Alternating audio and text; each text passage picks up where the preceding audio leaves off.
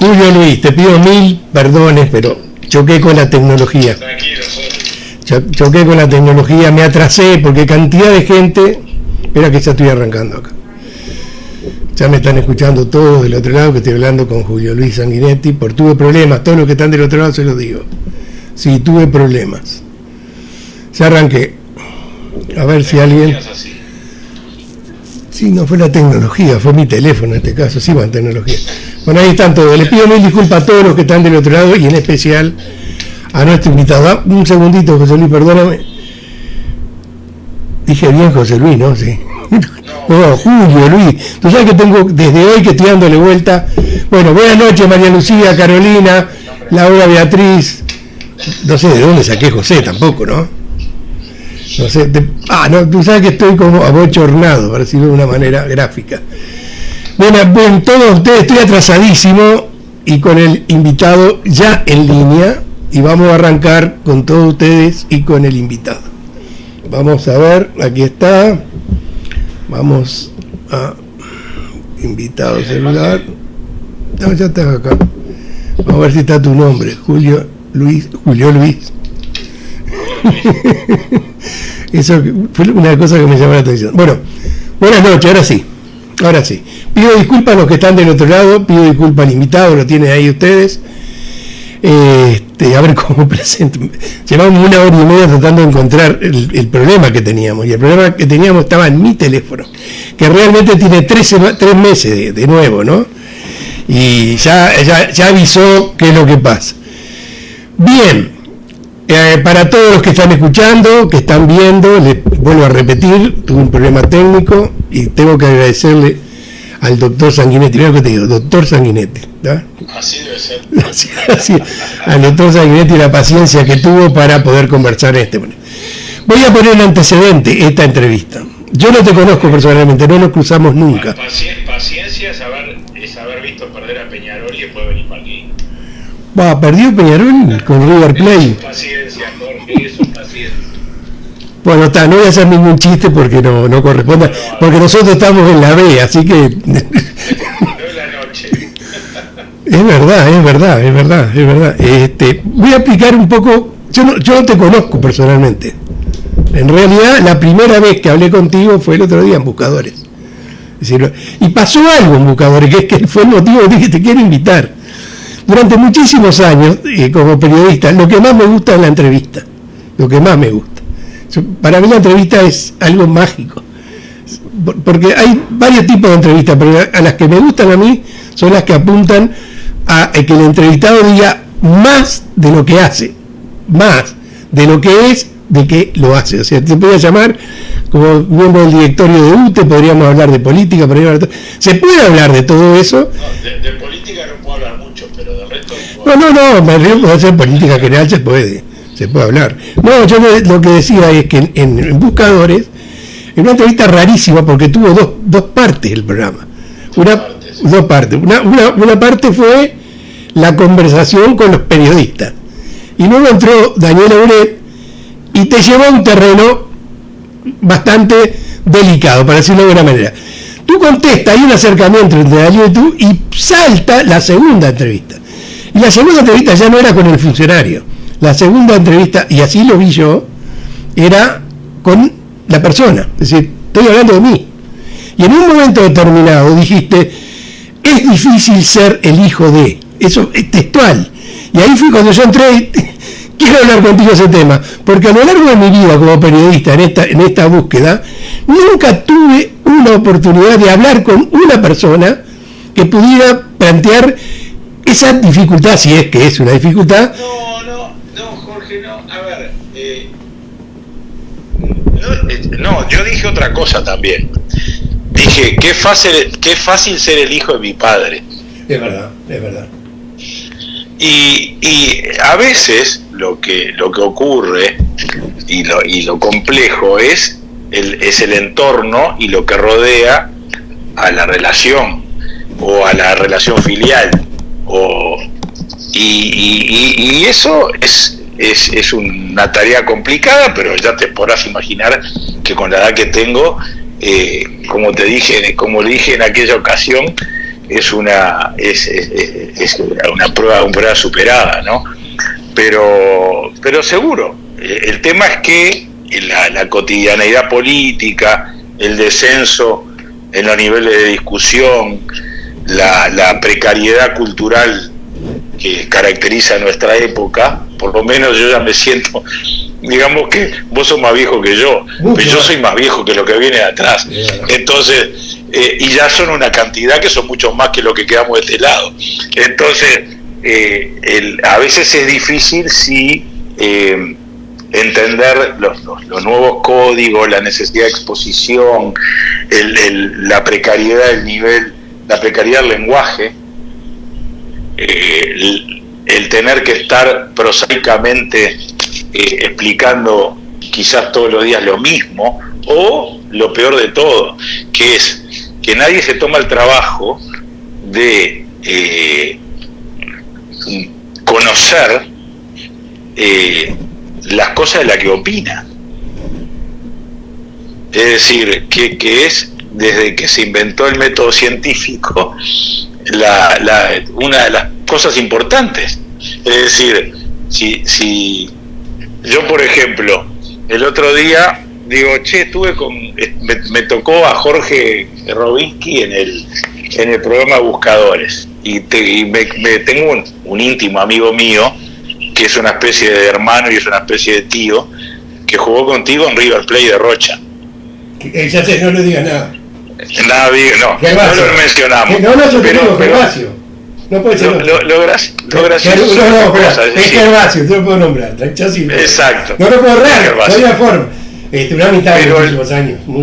No, ni que hablar. Y con nosotros también. Nos conocimos en Peñarol ya hace muchas décadas, pero a lo que voy, a mí lo que me sigue sorprendiendo de lo difícil que tú preguntabas es justamente eso. Es decir, loco, preocupate por saber quién es, qué hizo, qué no hizo, digo, a dónde fue, de dónde vino, digo, nació un repollo, digo, yo qué sé, las preguntas más sencillas que una persona se puede preguntar sobre otra. Sobre todo cuando se va formando un juicio, ¿no? A eso iba. El título es para atrapar, porque yo iba a eso, porque yo conozco a tu padre, conozco a tu madre, conozco a Gervasio, conozco una cantidad. Ayer Washington Abdala me mandó un mensaje en el programa anoche. Claro. Yo conozco una cantidad, a ti no nos cruzamos nunca. No, lo primero que es ubicarme en una familia. Cuando digo conozco a tu padre, conozco a tu madre, conozco Peñarol, 1000 veces vi los partidos de Estadio Centenario en el palco oficial, y a la derecha estaba la banda del foro, todo hincha mierda. Entonces, no era hablar sobre eso, sino sobre el personaje, que en este caso eres tú. Eso es lo que... Sí, más que un personaje, una persona, como cualquier otra, que ha hecho algunas cosas bien, algunas mal, como todo el mundo, y navega en esta vida tratando de construir y de hacer, sobre todo de hacer.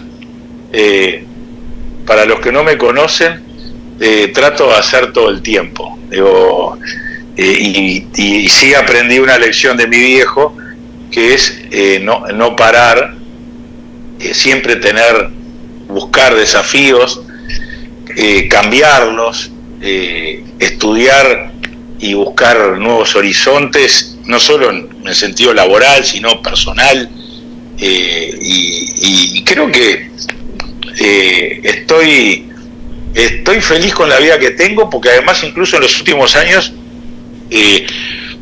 me encontré o tuve la posibilidad, que no mucha gente la tiene porque la tiene que pelear mucho más, de tener el espacio quizás para poder, por ejemplo, tomarme un año sabático y acompañar a mi viejo en la cruzada que hizo en la elección anterior, y ser parte de eso, e incluso haberlo ayudado a tomar la decisión en un momento complejísimo, que son las decisiones más lindas.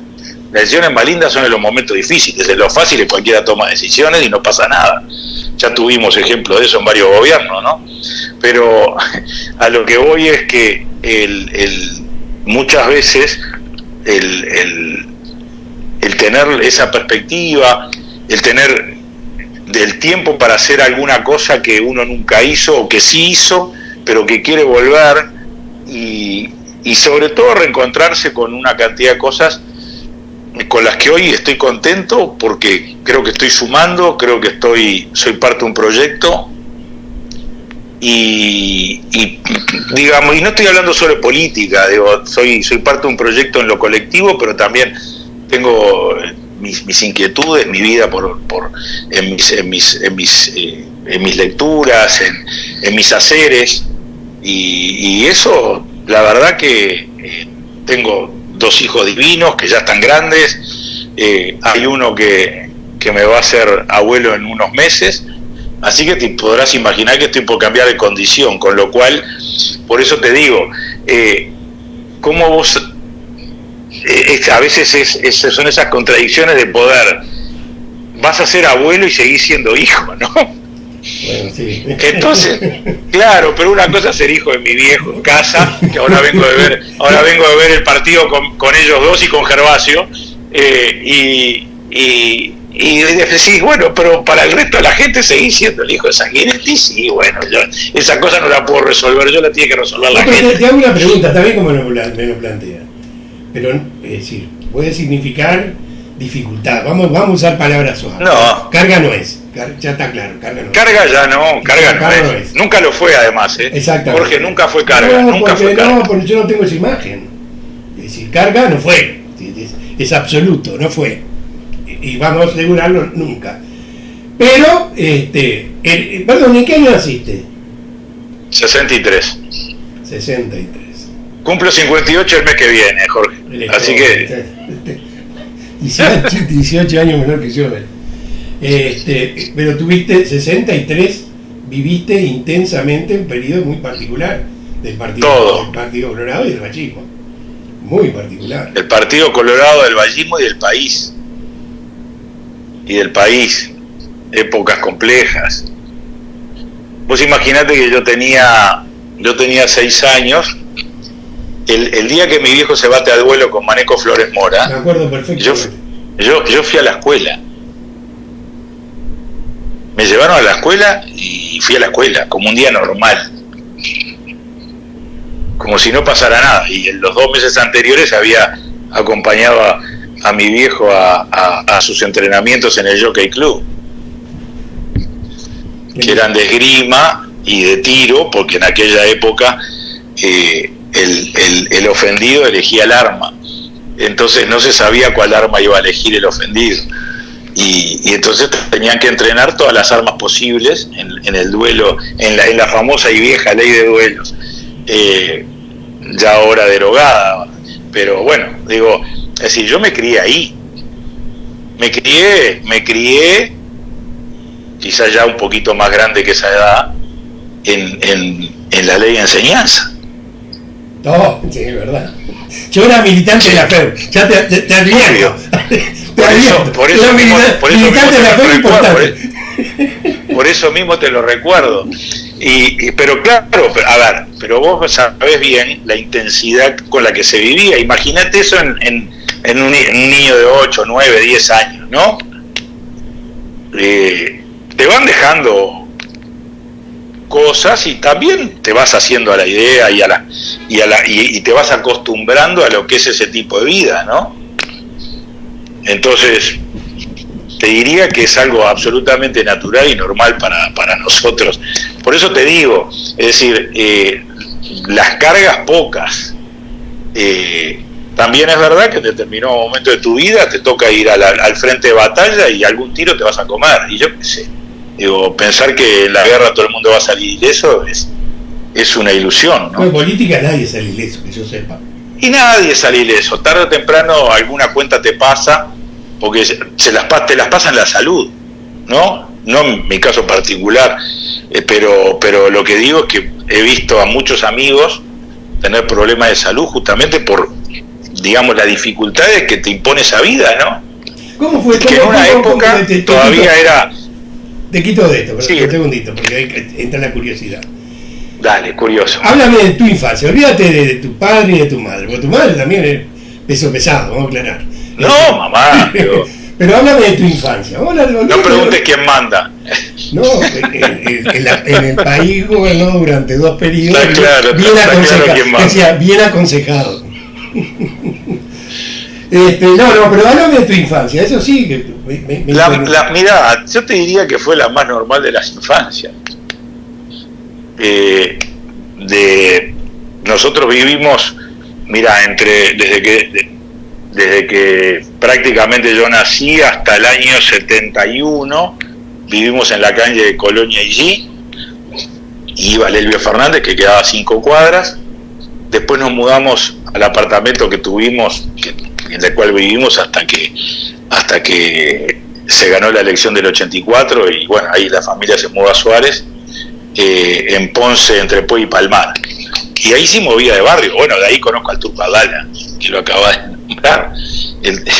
Entonces, el soldado. El soldado. A veces arrepentido de ser soldado, pero bueno, la vida es así. Lo que digo es que, a ver, fue una vida, el barrio ese, Parque Valle, en esa época era divino. Yo ahora voy a la emergencia, soy socio del Seguro Americano, y cuando voy a la emergencia, era donde nosotros jugábamos al cordoncito, y lo único que pasaba en la calle Puey era el 77 de Raincop, que pasaba para arriba y para abajo, y nosotros jugamos al cordoncito en Puey, donde hoy está la entrada de la emergencia de la Americana. Y ese barrio fue un barrio lindísimo, porque había de todo, ¿viste? Había de todo, te cruzabas con de todo el tiempo, ¿viste? Y fue una infancia y una preadolescencia, como se dice ahora. Si mi vieja me llega a escuchar nombrar la adolescencia, me mata. ¿Por qué? Porque ella, digamos, con su visión histórica, cuestiona la adolescencia como una creación, digamos, de la psicología moderna, ¿no? Entonces, ella todavía muchas veces opera, porque mamá vive en el pasado, el presente lo ve con... Eso es porque es hincha nacional de Peñarol, perdón. Brumoso por la perdón, ese es un chiste malo. Ella es así porque es hincha de Peñarol, o sea que está en el pasado. Bueno, yo también, así que más vale. No te preocupes que eso en todo caso sería un defecto que compartimos. Pero lo que digo es que mi vieja ve las cosas, por suerte el presente lo ve brumoso y ella ve claramente el pasado. Y siempre en la evolución de las civilizaciones, el ingreso del niño era al adulto, no había una transición de adolescente, digamos, hace 1000 años, ¿no? Ni te diría hace 500. Es decir, ibas de la niñez o allá a tu definición, que podía ser lo que fuera, ¿no? O la leva o la iglesia, pero digamos, salía de la niñez a la adultez, no había transiciones. Entonces, esa transición yo te diría que la vivimos también sufriendo las cuestiones políticas, porque te podrás imaginar que así como la niñez la viví en la predictadura, digamos, la adolescencia y ya el comienzo de la adultez lo viví en la dictadura y en la salida institucional, y bueno, entonces fue un momento de transición en lo que creo que aproveché todo lo que pude, y la verdad que los recuerdos se repiten y vienen y son lindos, porque uno los puede contar hoy con un sentimiento de dulzura, ¿no? Yo qué sé, digo, está bien, los amigos del barrio. También es verdad que simultáneamente eran momentos oscuros, pero sí tengo la sensación de que tanto antes como durante, como el después, mis viejos siempre trataron de, por un lado, explicarnos, por el otro lado, dulcificarnos las cosas, ¿no? A ver, darte, si la cosa era muy grave, 20 grados menos, si la cosa era muy simple, 20 grados más, y acostumbrarnos a esta vida que tuvimos, que fue... Son dos hermanos, ¿no me equivoco? ¿Dos hermanos? Sí. El suscrito es el mayor, y como siempre el burro va primero, tengo mi hermana que tiene 1 año y medio menos, y también tiene una vida riquísima y una familia preciosa, así que estamos bien. ¿Te gusta el fútbol? Eso es innegable, te lo impuso tu madre, no tu padre. Y no tenías alternativa, no podía hacer otra cosa que hincha de Peñarol, ¿no me equivoco? Esto parece no podía ser. No podía ser. No había, ¿Jugaste al no fútbol? había alternativa. Porque Gervasio jugó al fútbol. No, fui espantoso, olvídate, Jorge. El fútbol me abandonó a mí muy joven. ¿Jugaste en la liga universitaria por lo menos no? No, jugué al baby fútbol en Maeso, ahí al lado de la Facultad de Ingeniería, y después se armó un club paralelo que se llamaba Defensores del Maeso. Jugué ahí, pero era patadura. Después sí seguí jugando, pero con amigos y por diversión. Después sí le agarré muchísimo el gusto a la dirigencia deportiva. Estuve 20 años ahí, sí. Desde el 91 que entré con Washington Cataldi a la dirección, no a la directiva, sino al trabajo en el club. Después Washington se va en el 92, viene Damiani, en el 94 Damiani me convoca, y ya después del 94 hasta el 2017 estuve prácticamente de corrido, con algunas intermitencias en el medio, pero pasé por todos lados, ¿no? Imaginate que yo arranqué con Washington, era el encargado de relaciones internacionales. Después con Damiani fui el delegado del quinquenio, que es una de las cosas que llevo como condecoración. Fui presidente de juveniles, que iniciamos el proceso que hoy tiene cierto éxito en el club, en aquel momento con que trajimos a Víctor Púa de técnico y de coordinador de juveniles.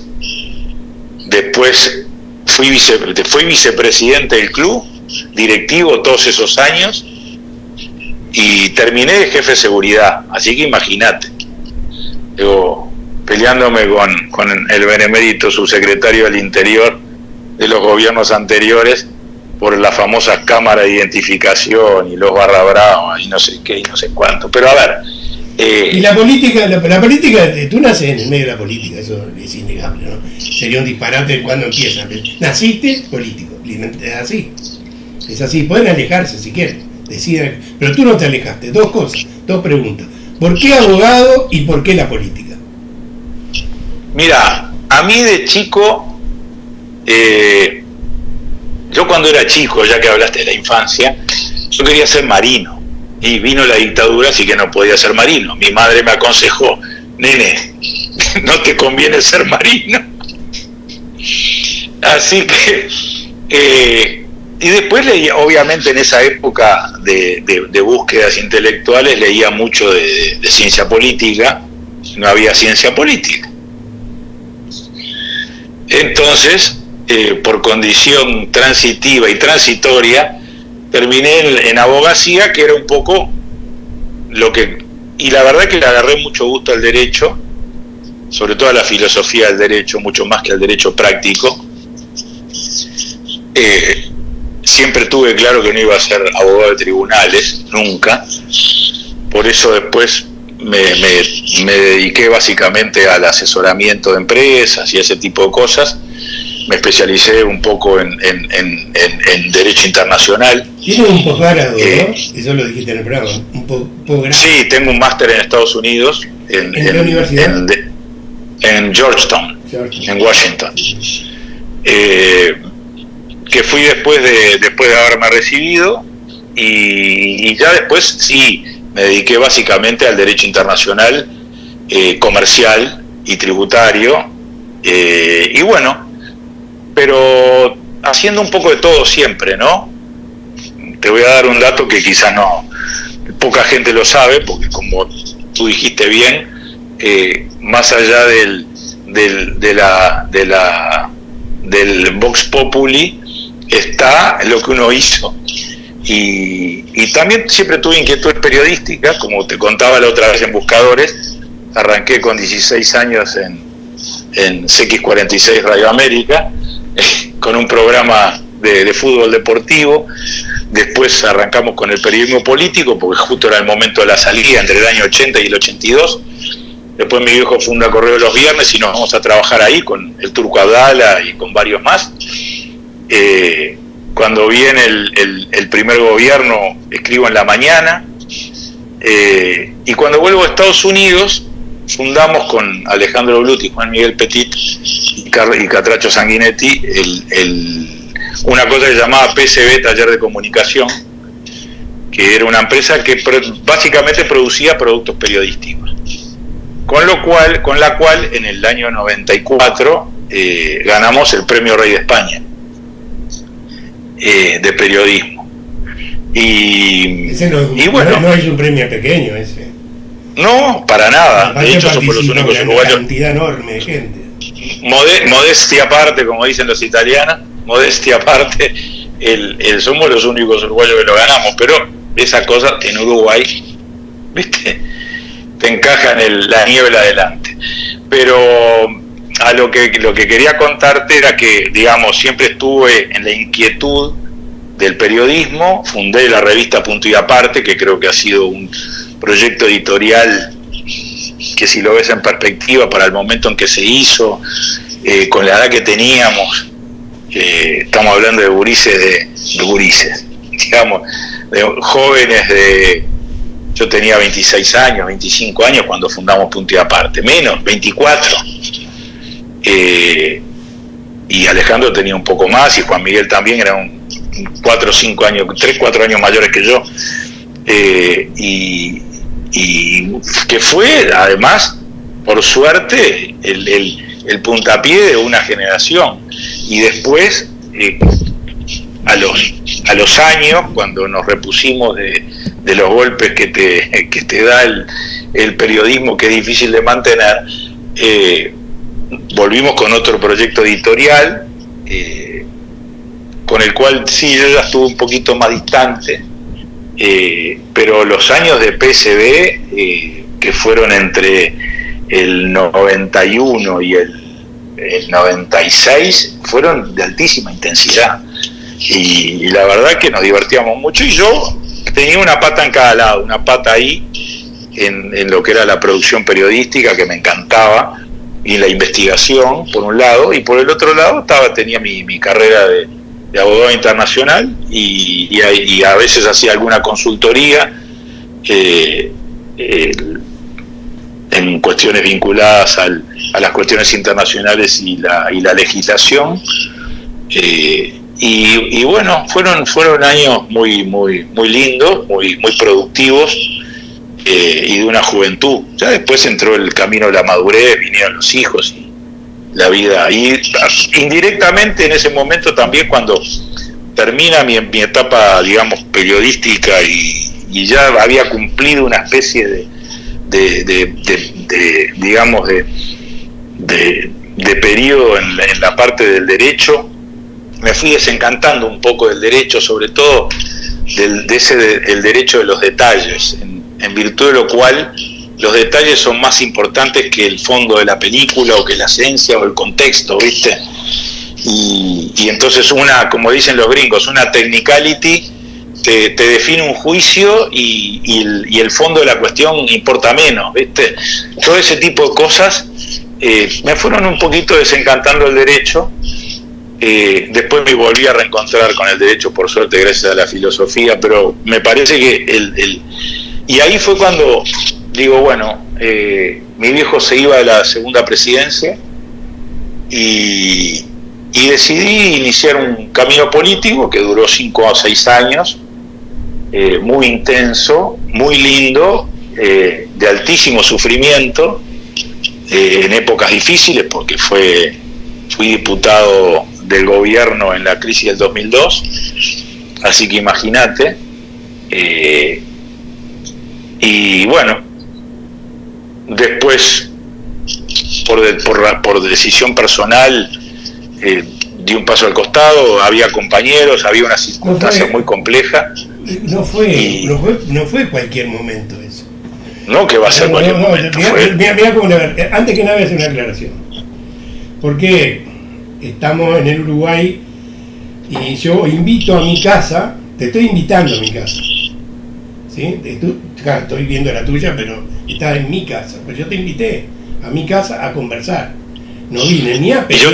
Y yo te abrí la puerta a la mía. Exactamente, no entré ni a pelear, no es el objetivo. Por eso el título, lo puse ahí el título porque quería que se entendiera que yo no iba a entrar en detalle. Pero aquí sí hay un tema importante. Yo pierdo seguidores cuando digo estas cosas que no te puedo imaginar, pero bueno, está claro. Ya estoy acostumbrado. No, pero ahí no es cualquier momento y yo lo reivindico. Yo ya estaba fuera del país, ya me había venido a los Estados Unidos. Y yo tuve la suerte, y ahora me vas a entender a dónde voy, la enorme suerte de entablar una amistad con Alejandro Echugarri. Es decir, aquel dirigente estudiantil de la FED. Un fenómeno, ¿no? El flaco un a lo largo tiene como amigo Washington Dale y lo tuve al flaco como... Te diría que amigo, porque tú que tuviste actividad... Ya vas a hablar dónde voy. Actividad parlamentaria, no importa, 5 años. Y bueno, con el turco estuvimos juntos ese periodo, y con él también, 5 años. Y con él también.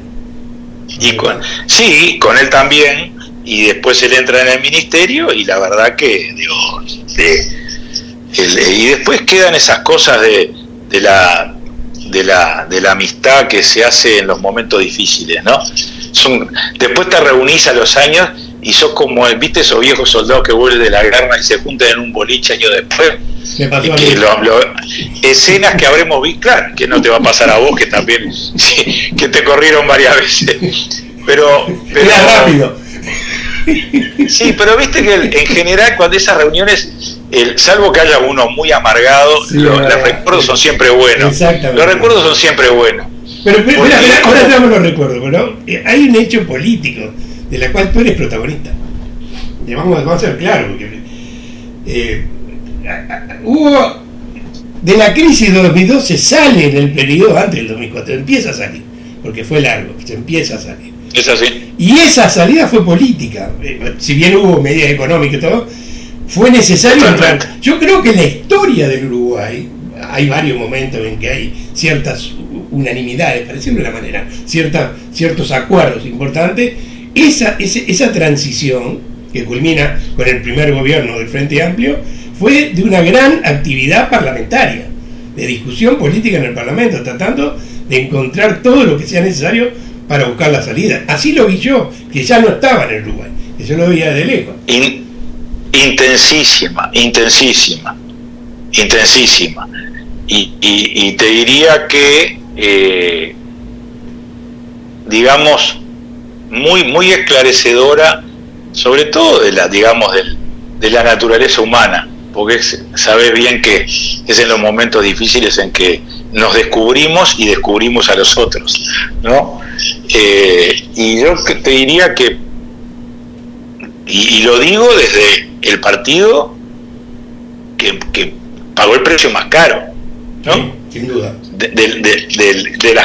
Digamos, desde el punto de vista político de lo que se hizo, pero viste cuando te estás tranquilo con todas las cosas que se hicieron, estamos tranquilos en la manera que se manejaron las cosas, y la perspectiva del tiempo va a ir dando. Yo creo que tanto la partida tempranísima de Alejandro como, digamos, también la muerte del presidente Valle, de alguna manera pusieron un foco sobre lo que fue ese periodo, ¿no? Y muchos fuimos teloneros, digamos, observadores y actores, pero digamos, de reparto. Pero eso sucede siempre. Siempre, porque el escenario... Mira la cantidad de veces que fui telonero toda mi vida. Vos sabés que una de de esas elucubraciones que uno tiene es en las películas. Los actores secundarios, pero después los que no son secundarios, los que están un poco atrás de los secundarios. Y decís, bueno, digo, ¿qué vida tenían esos tipos? ¿Qué te hacían en ese momento y cómo participan? Y muchas veces la genialidad de los directores de cine y de las series que vemos ahora en Netflix y en todos esos lugares es esa, ¿viste? Esos actores o esos personajes que aparecen y siguen su camino.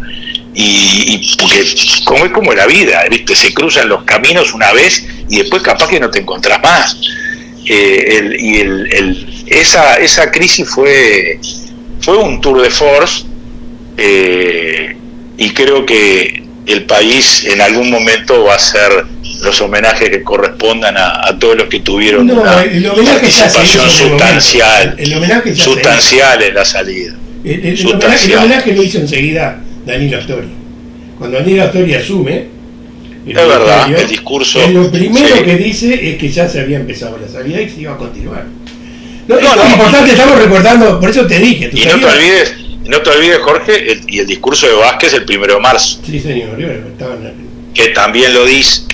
Entonces, yo creo que esos gestos de continuidad institucional y de que en algún momento, más allá de las diferencias, ahora que están de moda las grietas que a veces no están y las quieren hacer, o a veces no están y las quieren generar, ¿viste? Y es lo mismo que también me da la sensación de que mi viejo y Mujica quisieron, el ejemplo que quisieron dar cuando se fueron los dos juntos el mismo día. Lo dieron.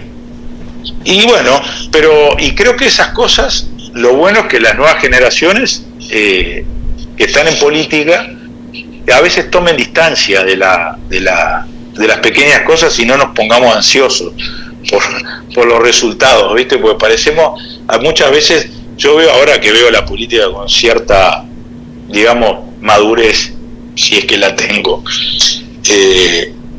Vos ves una especie de ansiedad por atribuir responsabilidades o culpas, o por generar esos mundos blancos y negros que son tan fáciles de mostrar, después tan difíciles de explicar, porque sabés que nos movemos en un mundo de grises, serán más blancos, serán más negros, pero el mundo, salvo el nacimiento y la muerte, es un gigantesco mar de grises, ¿no? Y entonces vos decís, loco, tranquilos, vamos más despacio, no bajemos el nivel de la discusión, la sensación que uno tiene, y lo digo porque no puedo hablar mucho de política, pero sí puedo hablar de sociología, que es lo que estamos haciendo ahora. Lo aclaro por cualquier problema. Pero digo, tendríamos que hacer un esfuerzo grande por elevar el nivel de la discusión, ¿viste? Y no creo que padecemos de un par de patologías: el instantaneísmo, la necesidad del juicio, sin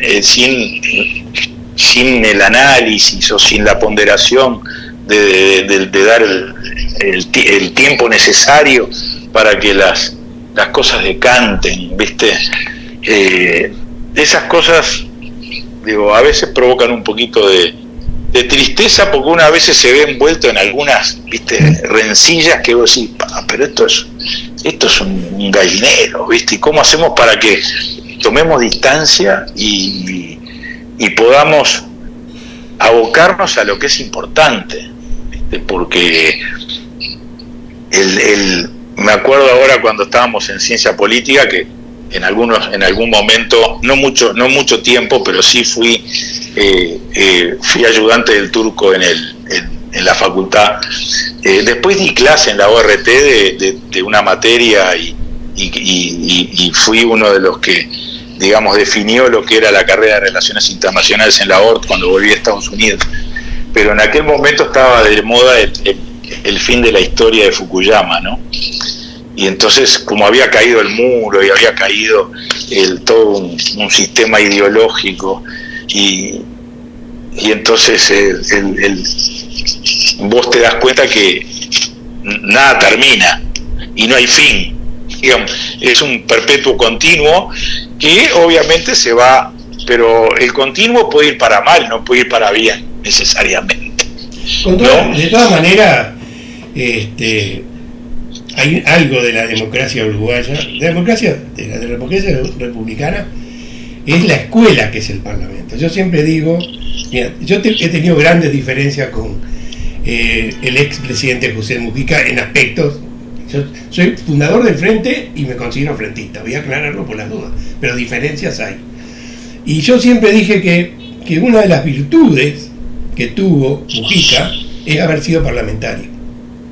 El Parlamento enseña, no sé, enseña a dialogar, a pelearse, a discutir. Es una escuela de tolerancia, porque tenés que tolerar y aguantar muchas veces que te digan cosas que no te gusta escuchar y que en el fondo en algún lugar quizás vos no le adjudiques la razón, pero en algún momento, en algún lugar vos tenés que aceptar que es la visión que tiene el otro y que no, el Parlamento en eso es una buena escuela, y creo que la administración pública también lo es. Entonces, por eso una de las cosas complejas que tiene la política de hoy es el tema, tiene que, digamos, generar un sistema que permita que las novedades lleguen con cierta madurez al ring, por llamarlo de alguna manera. ¿Viste? Estamos, digamos que mi preocupación, más que preocupación, no es la mía, el tema que quizás lo que me gustaría dejarte como pensamiento es la complejidad que adquiere la vida política cuando incorpora los hábitos de la sociedad de consumo. Porque parece que los políticos somos productos, ¿viste? Y entonces nos etiquetan. Y después de que te etiquetan y te definen el envase, parece que vos no pudieras ni romper el envase ni cambiar de etiqueta. Entonces, esa es una de las cosas que a mí, por lo menos en mi vida personal, y quizás es así, sea una de las cargas que hablábamos al principio de la conversa, es justamente esa. Loco, no me etiqueten más. Deme la oportunidad, como me la diste vos, Jorge, mostrar quién soy, y si le gusta bien, y si no le gusta, como decía el viejo Damiani, que me lo enseñó el primer día que entré en Peñarol, nadie es moneda de oro para que lo quiera todo el mundo. Tú sabes que tengo varias cosas. Podemos hablar horas, me parece. Puse el ejemplo de Mujica, que de pronto parece traído los pelos, pero no, porque para nada. Por una cosa que yo respeto de Mujica, en la diferencia. La diferencia es de otras características. Tenemos un origen distinto desde el punto de vista político, y eso marca de alguna manera, uno no puede negar, más allá de las etiquetas, es que yo vi a esa persona en el Parlamento como parlamentario, más allá de alguna dificultad, era parlamentario, era hombre de diálogo, de conversación, de ir, de venir, de discutir, de plantear cosas. Era ese movimiento, pero es un movimiento que es común, no es como tú lo dijiste, es común. Por eso esos 5 años de parlamentario no fueron cualquiera, fue importante. Yo creo que entre la crisis está la crisis, aquella y esta, la que estamos viendo ahora. No, y después digo, y después te pasa, como escuché el otro día en la radio, viste, el comentario de, bueno, pero después los políticos se juntan en el Parlamento y están a las carcajadas y después se dicen de todo en el hemiciclo, y después en el corredor andan a los abrazos. Y sí, que nos vamos a agarrar a piñazo. Es decir, justamente el hemiciclo del Ateneo griego está para eso. Y después seguimos siendo seres humanos y podemos tener una relación personal y podemos intercambiar un diálogo enriquecedor. ¿Y qué tiene que ver eso con haber expuesto porque además, digo, no es que los políticos sean actores, pero cuando se visten con el ropaje del partido y tienen que ir a defender la posición del partido, a veces con el matiz propio, pero a veces por obligación partidaria, que hay que hacerlo, porque así debe ser la actividad. Y por supuesto que tenés que ir a defenderlo como si fuera el primero o el último día. Y después, sí, termina el ring, y después, capaz que sí hay que tomarse un café hasta para templar el espíritu. Yo tengo una anécdota, tengo una anécdota impresionante. Cuando expulsan a Germán, yo trabajé en CX30 muchos años y tuve la enorme suerte de ser muy amigo de Germán. Germán era ¿cómo eran esos legisladores de puertas abiertas? Los periodistas entraban.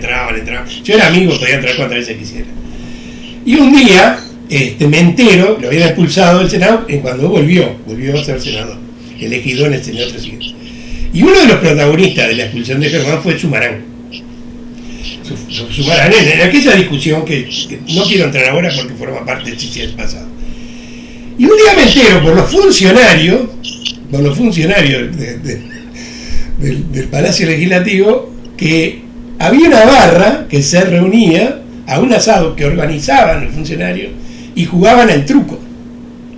Asado, truco, algo muy nuestro, totalmente nuestro. Y en esas partidas de truco, y eso a mí me llevaba, Sumarán y Germán eran adversarios siempre, pero estaban en la mesa. Y sí, pero así tiene que ser, Hay veces que sí que tenés, digamos, no te diría posiciones, pero tenés, digamos, cuestiones personales irreconciliables. Esas cosas también ocurren, pero también es parte de la vida, ¿viste? Entonces tampoco hay que hacer un drama de eso. Pero lo que es verdad es que a la política muchas veces a la gente le cuesta entender que digamos, la política es una actividad humana como cualquier otra. Y eso muchas veces lo cuesta entender. A veces porque lo engrandecemos demasiado y a veces porque lo empequeñecemos demasiado. Ya hablamos, era lo que me interesaba de esta. Dime una cosa, en la conversación en Buscadores hubo una definición ideológica de parte tuya, así medio al barrer rápido, ¿no? Vallismo sin discusión. Pero en el vallismo le pusiste matices, ¿sí? Y uno de los matices era la socialdemocracia. Apareció ahí metido en la historia. ¿Hay alguna posibilidad de que se defina el vallismo de una manera parecida a lo que pasa en Europa? Bueno, no es tanto en América Latina, pero si en Europa hay una relación de ese estilo, ¿puede considerarse el vallismo como socialdemocracia? Yo creo que notoriamente, originalmente, y ya te digo, lo veo hasta desde el punto de vista de la ciencia política, el vallismo notoriamente fue una socialdemocracia. Lo que ocurre es que fue una socialdemocracia antes de la socialdemocracia. Entonces el encasillamiento es extremadamente complejo. Después al vallismo le ocurre una cosa que a la socialdemocracia no les ocurrió con facilidad, que es acceder al gobierno. Y como decía un viejo político de mi partido, los gobiernos son todos de derecha. Los de izquierda son de derecha y los de derecha también son de derecha. Porque son gobiernos. Y entonces el gobierno tiene el ejercicio de la fuerza, como intentó definir en su momento Max Weber, ¿no? Pero a lo que voy es que yo te diría que la tardanza en el surgimiento, digamos, del Frente Amplio, por llamarlo de alguna manera, creo que fue el éxito del vallismo y el fracaso también del vallismo. Es decir, había una socialdemocracia, no se necesitaba tanto otra cosa. Después vinieron... Sabes que te pido intercambio acá, te pido disculpas. Aquí sí, yo en Buscadores, yo ya viví en Estados Unidos, y tú más o menos tienes una idea de cuál fue la lucha ideológica en la universidad en los años 60. Los partidos tradicionales no formaban parte de esa discusión, más allá que Connie Hughes tenía una particularidad, le gustaba debatir conmigo. Connie. Lo sigue haciendo todavía. No, me gusta debatir con todo el mundo. Así que no te preocupes, no contigo en particular. Pero en aquella época me buscaba. Entonces, ¿hacia dónde voy? La discusión en la universidad tenía unas características, estaba afincada a la izquierda. La visión que tenía la izquierda, esa estaba afincada. A mí me preguntan en buscadores, esto fue yo ya estaba en Estados Unidos, y me pregunta Sergio, y yo le digo sobre qué es el Frente Amplio, y le dije, yo creo que el Frente Amplio ocupó un espacio que dejó abierto el vallismo en el Uruguay. Es decir, en la lucha ideológica aquella, no ganaron esa tendencia. Ganó el pensamiento vallista. Es decir, el general Sereni lo era, pero había muchos más que tuvieron un peso muy grande en eso. Muy grande. Sí, claro, en la amalgama no tengas duda. Digo, fueron factores fundamentales de la amalgama. Yo no me quiero meter en la historia del frente para que después me cueren en plaza pública, como se dice vulgarmente. No te preocupes, a mí también me cuerían, ¿no? A ver, no, Jorge, lo que sí es verdad es que los procesos históricos son evolutivos y son dinámicos. Y es verdad que el Partido Colorado, el ala, digamos, liberal progresista o socialdemócrata, fue perdiendo peso a partir, digamos, de la derrota de la lista 15. Y entonces, con la llegada de otras corrientes políticas, quizás un poco más de centro o de derecha, y la preponderancia a lo largo de esos años, evidentemente fueron provocando unas consecuencias políticas que hacían derivar gente hacia otros lugares. También lo que es evidente es que digamos, la socialdemocracia que uno ve en el origen más que en el origen, digamos, ya te diría después del año 85, lo que uno ve es que el condimento marxista de la izquierda uruguaya, digamos, es lo que notoriamente por lo menos a los vallistas nos separa de esa izquierda, digamos, ¿no? Y que todavía se llega hasta el día de hoy, ¿no? Es decir, creo que el elemento del marxismo como ideología es una de las cosas que, digamos, juega en toda esta discusión de diferenciar qué es y qué no es, ¿no? Entonces, nosotros somos liberales en lo político y socialdemócratas en lo económico, porque yo personalmente me afilio a la vieja máxima de Bad Godesberg, ¿no? Tanta libertad como sea posible y tanto Estado como sea necesario. Y por suerte, el viejo Estado vallista es el que acabamos de ver en media pandemia, vacunando a todo el mundo y manteniendo la tranquilidad en todos lados, ¿no? Es decir, porque esa estructura que hoy la vemos en el Uruguay y que la gente la ve con cierta tranquilidad y puede pasar este periodo desgraciadísimo de nuestra historia universal, y uno ve el caos que hay en otros países por la falta de Estado, bueno, digo, creo que nos podemos ir lentamente reconciliando con el viejo Estado creado por el vallismo. Yo veo que en el Uruguay me gusta analizar América Latina, me llaman, participo en programas como corresponsal, veo América Latina de acá arriba, y miro al Uruguay, lo vengo diciendo continuamente, tenemos valores muy fuertes que están enraizados en nuestro pasado.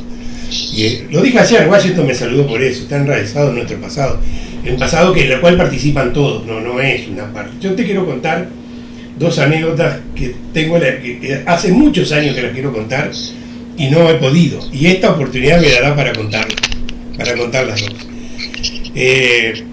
La primera, un día le pregunté a Arismendi por qué habíamos salido de la dictadura. Estábamos saliendo, ¿no? Es decir, estábamos saliendo. ¿Y a qué se debía? Y Arismendi me dio una respuesta muy concreta. Me dijo, la dictadura cae por la profundidad del sentido democrático del pueblo uruguayo. Más amplio no podía ser. No dijo la resistencia, habló de esa herencia, para decirlo de alguna manera. Esa es una, tengo dos con Arismendi. La segunda es con tu padre.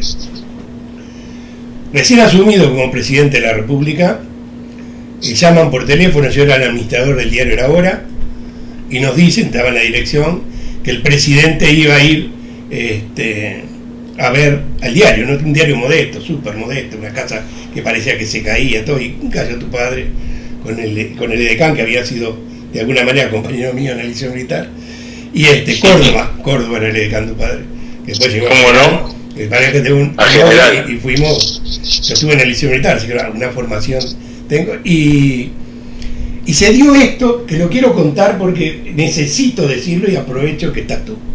Y no es por al hijo, se estoy diciendo al ciudadano uruguayo, a todos.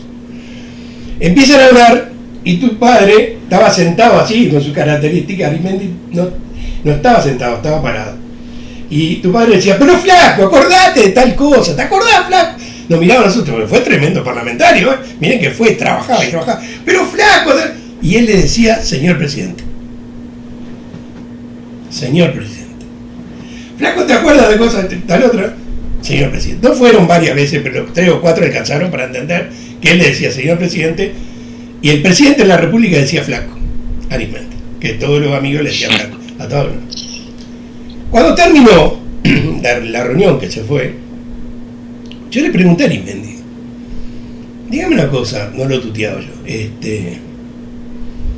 me pareció que usted marcó distancia con Sanguinetti, con el presidente de la República. Él lo trataba amigo, de acercamiento, se conocían, que habían trabajado juntos, ¿verdad? Y usted decía, señor presidente, yo también me acerqué, le dijo él. ¿Qué me va a contestar? Porque aparte, él es el presidente de todos los uruguayos y yo le debo el respeto que se merece como presidente. Me lo dijo él. 1985. Muy bueno, muy bueno. Nunca la conté porque no tuve oportunidad. No, mi viejo tiene un respeto y además intelectual por Ronda, y muy particular, con todas las diferencias que lo separaban, ¿no? Pero creo que había un reporte personal muy profundo de haberse sentado en la mesa miles de veces, y creo que había un respeto que creo que fue una de esos condimentos que tiene el Uruguay, que también permitieron tener la salida que tuvimos, ¿no? Más allá de las complejidades. Más allá de las insuficiencias. No se sale sin insuficiencia, vamos a ser claros. Yo te diría que más que insuficiencia fueron complejidades, porque uno nunca sale suficiente de una fractura, ni de una operación, ni de un accidente. Nunca salís suficiente. Salís como podés. Y me parece que eso es lo que tenemos que también que entender. Uno hace en lo que puede, en el momento que puede, ¿no? Entonces creo que esa es una de las cosas pero eso es una de las grandes enseñanzas. Me acuerdo que creo que papá lo cuenta en uno de los libros de él, ¿no? La anécdota esa, que el día previo al plebiscito del 80, que iba caminando con Maneco Flores, con el cual ya se habían reconciliado después de los duelos, y iban caminando por 18 y dice, ¿qué pasará mañana? No sé qué, vos te das cuenta que no sé cuánto. Y entonces Maneco le dice, bueno, mañana vamos a saber si algún día fuimos la Suiza de América, ¿no? Y bueno, es parte de eso, es parte exactamente de lo mismo que contaste tú, que digamos 4 años después, o 5, mi viejo presidente puede ir a la hora popular, que así se llamaba. No, se llama la hora popular, fue después. Fue... La hora popular fue después. Recién asumido, pero no tienes por qué acordarte. Pero yo me acuerdo porque, ¿dónde te crees que me crié leyendo esas cosas? Enfrente, tú estabas enfrente, yo lo sé. No, pero en la hora... Lo leía, leía cotidianamente. En 1985, los primeros días de gobierno. No creo que ni habían pasado 10 días. Bueno, Córdoba era de decano, ya con eso ya te digo todo. No, aproveché para contarla, y acá entro con algo mío, con los años que cargo, que son muchísimos más que los tuyos.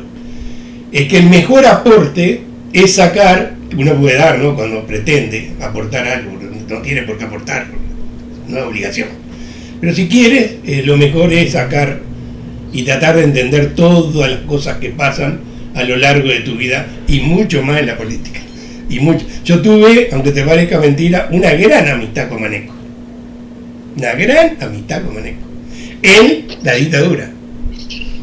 Y uno de los grandes amigos de Maneco era Invernici, el Tola Invernici, un hombre de la izquierda. Eran como hermanos. Yo los conocía a los dos. Era un Uruguay que después se recuperó de una manera. Es decir, no siempre, como tú dijiste, fractura queda la marca, ¿no? Es imposible. ¿Qué vas a hacer? Bueno, la política, ¿qué es para ti hoy? Hoy. Aparte de la actividad como al frente de... Y es un camino.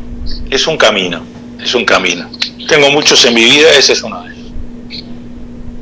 ¿Y ese camino a dónde conduce? Yo qué sé. Como dice mi viejo, a donde nos lleve la marea.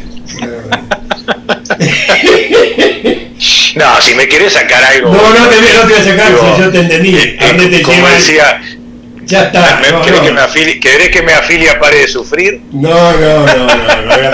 fue mi intención a lo largo de la conversación. No, pero también te lo contesto porque además, en el fondo es la verdad, no tengo ni idea. Yo tampoco. Pero acá estamos cumpliendo con el deber, lo vamos a hacer con la conciencia de haber hecho además una patriada, y creo que el país, más allá de los resultados, porque sabemos que algunos los alegran y otros los amargan, pero creo que el país también se dio la oportunidad de ver otra cosa, y que también, como todas las derrotas, porque te podrás imaginar que los colorados, a pesar de haber sido gobierno una buena cantidad de años, también hace rato que estamos fuera del circuito, y que debemos aprender de nuestras derrotas, y que no hay que enojarse con las derrotas.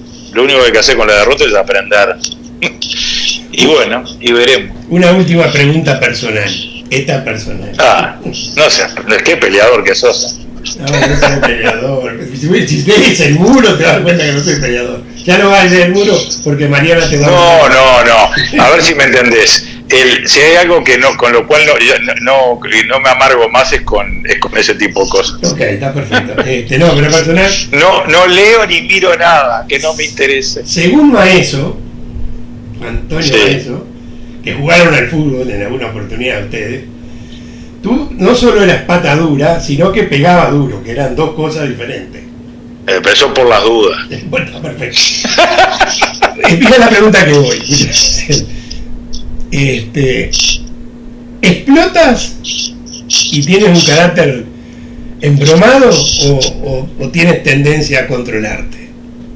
No, me controlo y soy pasional. Suponte que cometes una equivocación, te equivocas, porque la calentura es cuando más errores uno cometes. Siempre se equivoca. A ver, lo que pasa es que también las pasiones, los que somos pasionales sabemos que tenemos un demonio adentro que hay que civilizar. ¿Y sabes pedir por suerte, perdón? La edad ayuda mucho, ¿no? ¿Sabes pedir perdón? ¿Vos sabés que sí? Aprendí. Eso es algo de lo que se aprende. Se aprende a pedir perdón. Claro que sí. Y arrepentirse también. Y a decir, y a veces uno se arrepiente y después se da cuenta que se arrepintió al cohete.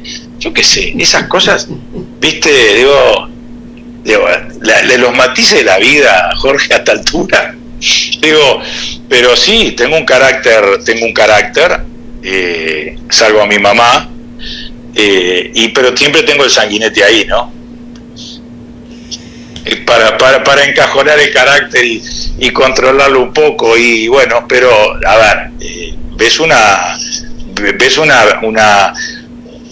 un personaje extremadamente dulcificado por la vida y también tallado a golpes también, pero bueno, esto es así que estamos bien. Julio Luis, yo supongo que Luis viene por Luis Valle, supongo yo, ¿no? Por dos Luises, por Luis Valle y por Luis Barrios Tassano, que era el hermano político y personal de mi viejo, Luis Barrestazar. Julio Luis Sanguinetti. Pero Luis Valle sobre todo. Sí, bueno, yo tengo que agradecerte porque... No, fue un gusto, la verdad, pasamos bárbaro. Oh, me alegro. Nos vamos a seguir encontrando porque... ¿Cómo no? En algún momento vas a poder hablar de política, supongo yo. Y yo espero estar vivo para eso. Porque no, por la pena que como que dijo Jorge Valle, que fue brillante la frase de Jorge, yo le tengo una gran simpatía a Valle, a Jorge. Un día dijo, estoy más cerca de la estación central que la 25 de agosto, creo que fue, o de Olmo. No, dijo, estoy en estación Carnelli. Carnelli. Que era la anterior a la última. Y bueno, yo estoy igual, así que... Nada. Bueno, un abrazo grande, muchas gracias. Y salúdame a toda la gente de tu bando, que tuve la oportunidad de conversar, de dos uruguayos, con el mismo origen, porque somos uruguayos los dos, y con experiencias políticas diferentes en un momento que yo considero valioso el Uruguay. Para mí el Uruguay es así. En un momento dificilísimo de América Latina, te puedo poner varios ejemplos. Uruguay está dando pautas en todos los sectores, no solamente el gobierno, también en la responsabilidad que han asumido muchísimos dirigentes del Frente Amplio. Te mando un abrazo bien grande. Dile a Gervasio, un gusto, Jorge. Dile a Gervasio era un gran jugador de fútbol. Yo lo llevé arriba. Y era una maravilla. Un gran amigo toda la vida. Un abrazo. ¿Cómo no? Yo te se acuerda mucho de ti y de tu familia, me acaba de contar. Sí, porque el hijo estuvo por acá, conoció a mis hijos. Espera un segundito que te quiero sacar de la pantalla para que no aparezca tu teléfono. Dale. Y me despido. Un abrazo grande, muchísimas gracias. Salud, Jorge. Mucho gusto.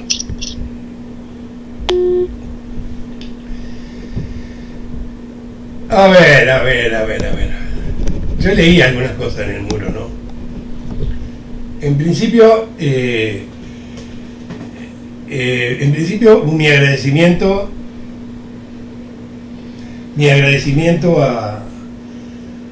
a toda la gente aquella que entienden en qué consiste la experiencia de Buscadores Cuarentena para Mayores de 40, que ha sufrido un cambio producto de que ahora está dirigida al segundo círculo. Yo antes le prestaba mucha atención al tercero, pero al segundo. Voy a leer, porque me tengo que ir, es tardísimo, empecé tarde, me voy a ir y voy a leer el muro si es que puedo, para saludar, para ver más o menos cuáles fueron los brillantes. Si no me da, porque Facebook no me permite a veces guiarme por el muro, es una cosa rarísima, no me pone todas las participaciones, será para ahorrar, supongo yo, mi primo Zuckerberg hace eso para ahorrar, supongo yo. Mañana conversamos sobre esto. Sobre esta entrevista. Cuando yo tuve problemas técnicos y por lo tanto no la pude encabezar. Por eso empezamos tarde. Problemas técnicos con mi teléfono. Y que Daniel se mató para tratar de resolverlo con Mariana, que nos estuvieron ayudando. Al final salió, por cierto, y salió esto, que era lo que buscábamos. Pero mañana lo voy a retomar y vamos a conversar sobre algunas cosas que se plantearon en el día de hoy. Yo me despido de ustedes, pues ya es tarde, nos encontramos mañana a la misma hora, ya sin invitado, y podremos hablar largo sobre lo que conversamos hoy con Julio Luis Sanguinetti. Un abrazo grande para ustedes y gracias por estar.